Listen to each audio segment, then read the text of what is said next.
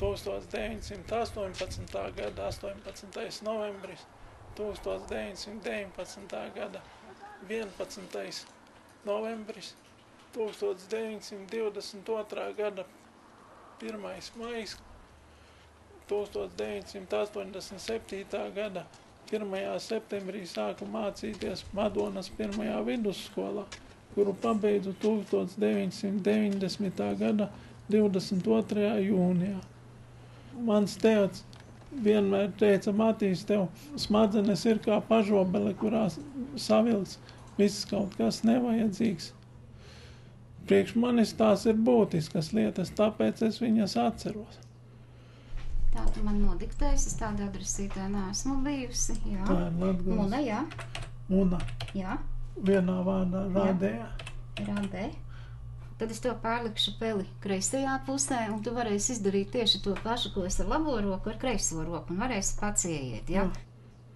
Matīs teica, ka ar datoru viņš noteikti nekad nestrādās, viņam ir bail no šīs aparatūras, viņš ir kreilis, tātad viņam tur nekas labs nevar sanākt, un dators tas ir priekš bērniem, jauniešiem un cilvēkiem, kuri strādā ar labo roku.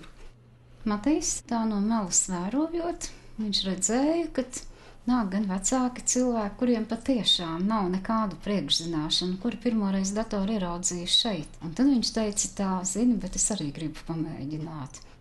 Tā kā bija iespējas piekļūt pie datora, tad es lasot avīzes, klausoties radio, dzirdēju visādas interneta vietņu adreses un vienkārši interesējos, kas tajās ir. Un tad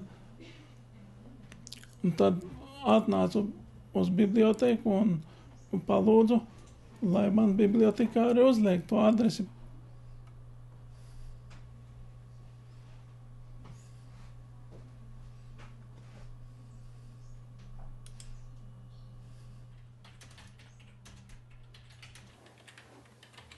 Es kādā svētdienā klausījos dievkalpojumu no Latgales radio Rēzeknē, un priesteris stāstīja mācībā par Albrehtu Dīreru, kurš dzīvojis no 1471. gada līdz 1528. gadam.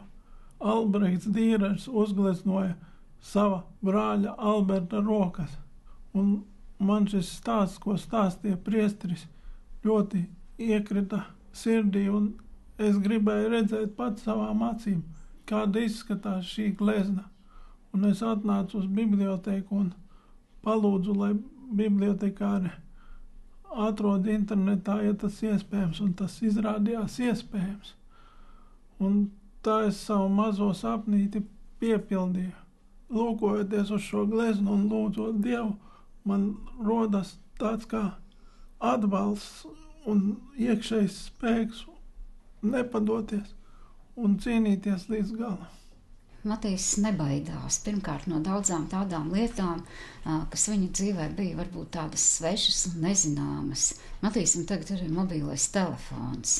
Tā kā es domāju, ka pārmaiņas ir, un Matīs arī ir apjautis to, ka ne tāpēc, ka viņš ir invalīds, viņš nav norakstīts.